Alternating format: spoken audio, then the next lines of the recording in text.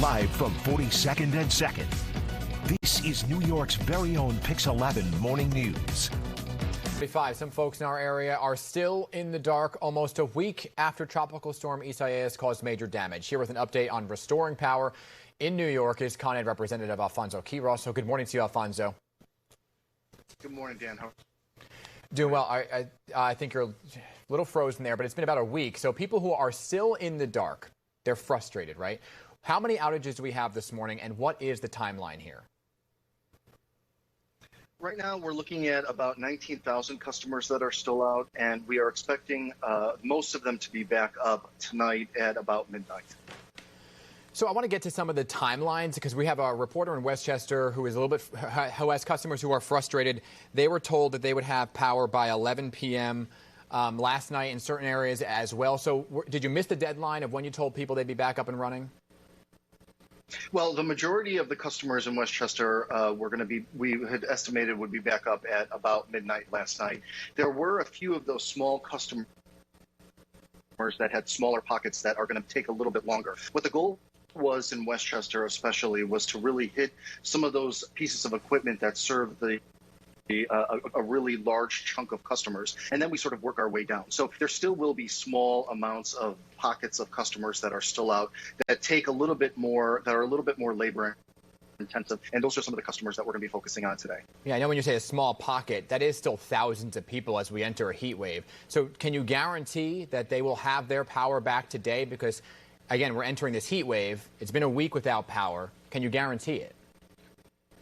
We're saying that our estimate right now is that we're going to be having the majority of them up. We're going to be up yesterday, and now what we're going to do is that we're going to try to get the rest of those up. There are still maybe some customers that are out, so I don't want to have to guarantee anything at this point. There may be some problems with getting some pieces of equipment in some specific areas. So you never want to guarantee that everyone is going to be back up, but we are sure going to go out there with the force that we've got and to try to get everyone back up as quickly as we possibly can in some of those hard-hit areas. Why do the numbers fluctuate? Why do we see that outages are down and then the numbers go back up in certain areas? Like, for example, Queens, there were 4,100 outages, then the number jumped to 6,000.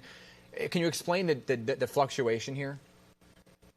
Well, I don't know about that specific number, but I do know that a lot of times there may be an outage that occurs that has nothing to do with the first original outage. Those numbers, by the way, the numbers are from your website. People out were. The numbers are from your website. It was yes, 41. no, that's right. Okay. But what I'm saying is that what will happen is that the storm will come through, knock people out. We're out there making restorations, and then another windy storm will come through, or something else will happen that will knock additional people out. Sometimes you can see a little bit of a fluctuation like that. And so I know you said there's no guarantee, but when you look at the website, your communication to people is that they would have had power back. You give a whole timeline for certain areas, Queens, Bronx, Staten Island, Brooklyn, all by 11 p.m. last night.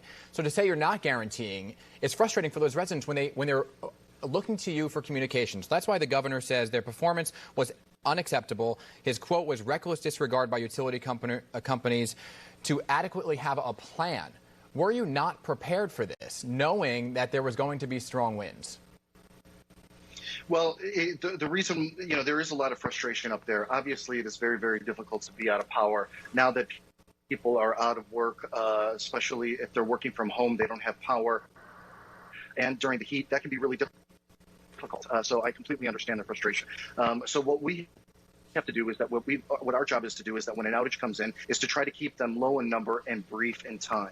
But and what what you we've done is that we've assembled, keep them brief in time. What we've done is that we've assembled a group of people from all around the country to go out and to try to restore as much as we possibly can. So we do have an army of people out there. It is but you didn't keep it brief our job in time, right now Alfonso. is to try to get our folks out there to make sure that they can try to get those people out. It's been a week, so saying brief in time is interesting choice of words there. But I want to get to the number of crews you had in place prior to the storm. The governor said that you had a legal obligation to properly prepare for the storm. Did you have these crews, this army you referred to, were they in place prior to the storm? Well, we had all of our crews in place and ready to go prior to the storm. Obviously, what we've done is that we've supplemented our crews with thousands of people from out of state, those people come in and they will help utilities all throughout the region. So it's not just New York that is being hit. It's Connecticut, it's New Jersey, it's this whole area. So what we're seeing is that we're getting an influx more of people who have helped out in Philadelphia, and now they're working their way up here. Did you have? So it's not really just New York City or Westchester County. It really is our entire region. Was there a lesson learned here about communication? Do you feel, or can you own that you may not have properly communicated? PSE&G in Long Island saying, look, we had communication problems. We didn't get the word out there. Can you say we didn't communicate properly? Oh, I think absolutely that there's going to be a time when all of this is over that we're going to be able to sit down and figure out what went right, what went wrong, and how we can improve it for the future. Okay, I don't know why you can't admit it now that there's a communication problem, but can you also real quick, this is important. I'm not sure how clear I can say it, but when things are done, we are going to look at it and figure out what went wrong and how we didn't, if we didn't communicate, where we didn't communicate properly, where people didn't get the message, and try to improve that in the future. Understood. And I do want to get it out there, Alfonso, because it's important for people who have claims to make in terms of spoiled food and reimbursement for that kind of thing. So you are changing a bit and making it eligible for people to apply for a claim, and I don't know if that has been done before, so that is information that people should hear about. Can you explain that real quick? Well, what I would say is that we are making it a little bit easier for people to file claims with us. They can get all of our information at ConEd.com or call us at 1-800-75-ConEd, and our customer service reps will be able to explain everything in full to the customers. Alfonso, you don't have an easy job. I know I'm tough on you. I appreciate your time this morning, and I appreciate that you always come back to answer the tough questions. That is important that you do make these appearances, and I do appreciate it, even though we're tough on you. Thanks, Dan. Okay, take care.